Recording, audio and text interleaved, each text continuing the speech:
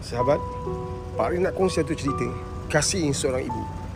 Tak tahulah cerita ni cerita dongeng ke, cerita benar ke, tapi hayati cerita ini ada mesej besar di sebalik cerita ni supaya anda dan semua orang fahamlah betapa besarnya cinta seorang ibu. Ada seorang anak, dia ni anak tunggal. Ibu dia terlalu sayangkan dia. Apa nak dapat, asal kau tunjuk je, ibu dia penuhkan permintaan dia. Dia kata je ibu dia beli untuk dia. Memang terlalu sayang. Dan ibu dia selalu pesan, nak jadilah manusia berguna.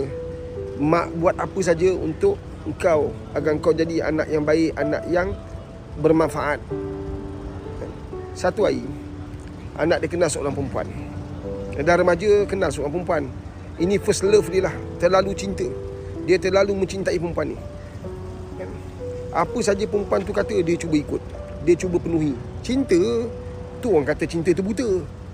Dah lah buta, pekak, tak ada hati. Macam tu lah kan?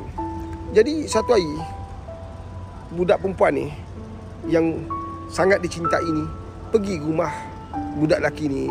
Bila tengok lelaki ni orang miskin, orang susah, dia terus tawar hati dah. Dia kata, I tak nak you lah.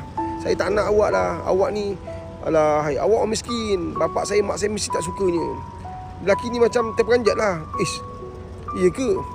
Saya sangat cinta awak, sangat mencintai awak. Takkan awak pandang kemiskinan saya ni penghalang cinta kita?